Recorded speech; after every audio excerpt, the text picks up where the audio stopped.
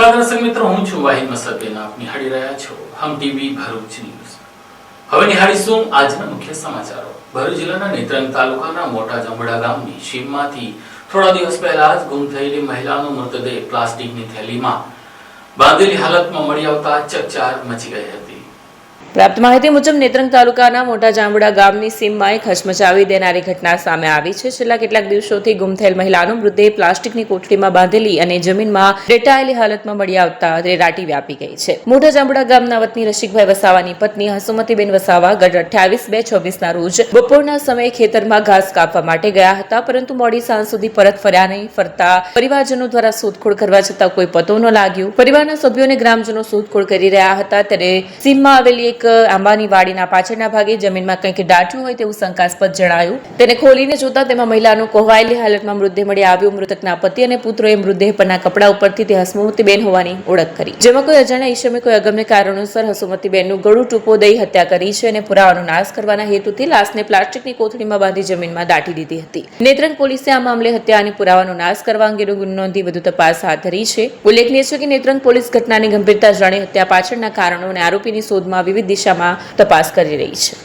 ભરૂચના તુલસીધામ વિસ્તારમાં કાપડના વેપારીને વ્યાજખોરોએ ધાક ધમકીઓ આપીને 2.5 લાખની વસૂલાત કર્યા બાદ પણ ફરીવાર વસૂલાત કરતા અને મારી સહિતની ધમકીઓ આપતા અંતે વેપારીએ વિડીયો બનાવીને તેનો વાયરલ કર્યો હતો અને આ અંગે ભરૂચ શહેર સી ડિવિઝન પોલીસ મથકમાં વ્યાજખોરો સામે ફરિયાદ દાખલ કરાવી હતી.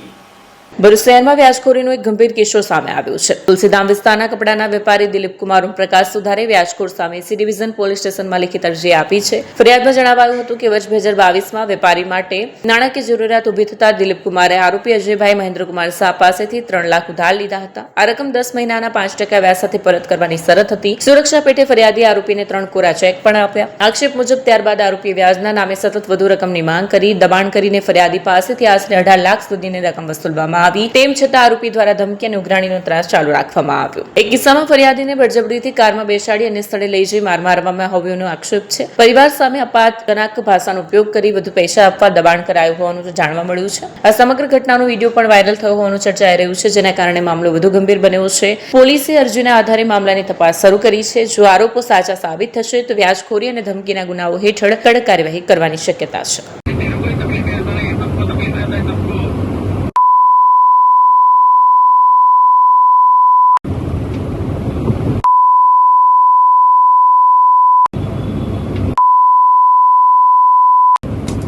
पूरा पैसा पूरा पैसा ना मत करो तो मैं देता हूँ पूरा पैसा ना देता हूँ मैं भाई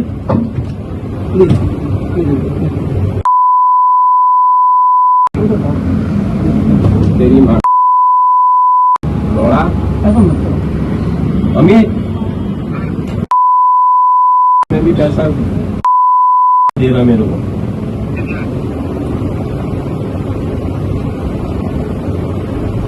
देता हूँ 4,500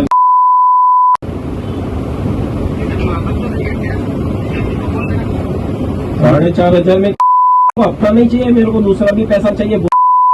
15,000 की तारीख थी, उसका क्या हुआ? वो मैं कल करवाता अरेंजमेंट कर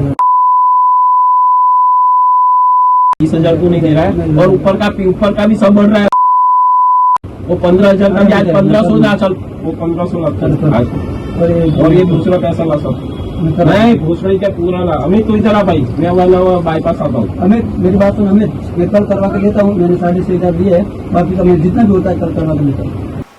મિડલ ઈસ્ટમાં ચાલતા યુદ્ધને પગલે એલપીજી ગેસ સપ્લાયનું સંકટ ઊભું થતા હોટલ રેસ્ટોરન્ટ્સના સંચાલકો કોલસાની સગડી ચલાવવા મજબૂર થયા છે.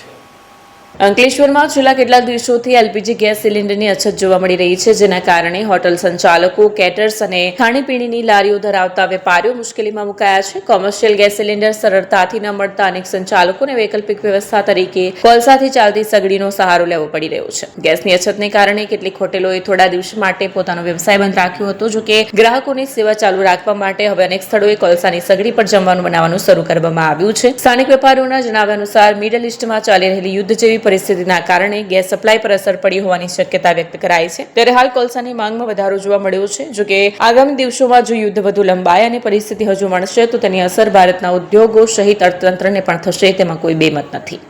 મારું નામ દીપક છે. ઘણા સમયથી હોટલના ચલાવી રહ્યા છે અને ગેસના બોટલની અછતની કારણે બંધ હતી, એટલે 2 દાડા બંધ રાખી. એટલે રૂપિયા પૈસાથી કોલસા લાવીને અમે આજે હોટલ ચલાવી રહ્યા છે. અમારા ઘરા ખાંચવા પડે એટલે આજે ચૂલા પર હચવી રહ્યા છે. મારું નામ સલીમ કોલસાવાલા છે. અમારો વર્ષો જૂનો કોલસાનો ધંધો છે. જે અમને જે ગેસ એલપીજી ગેસનું જે આપણે અછત પડી છે તેના હિસાબે અમારા ધંધા પર બહુ લોકોને વપરાશ વધી ગયો છે. જાણે કે પહેલાં હોટલવાળા છે, કેટરેસવાળા છે કે લાડી ગલ્લાવાળા જે પહેલાં ગેસ વાપરતા હતા તે અમને પાછા કોલસા પર આવી ગયા છે. સગડી વાપરતા થઈ ગયા છે. તે હિસાબથી અમારા કોલસાની ડિમાન્ડ વધવા માંડી છે. તો અમારા કોલસામાં કોઈ જાતનો ભાવમાં એવું કંઈ નથી. કોલસાની જે આપણી જે પહેલેથી જે વેચાણ ચાલુ છે તેવું વેચાણ ચાલુ જ છે આપણું.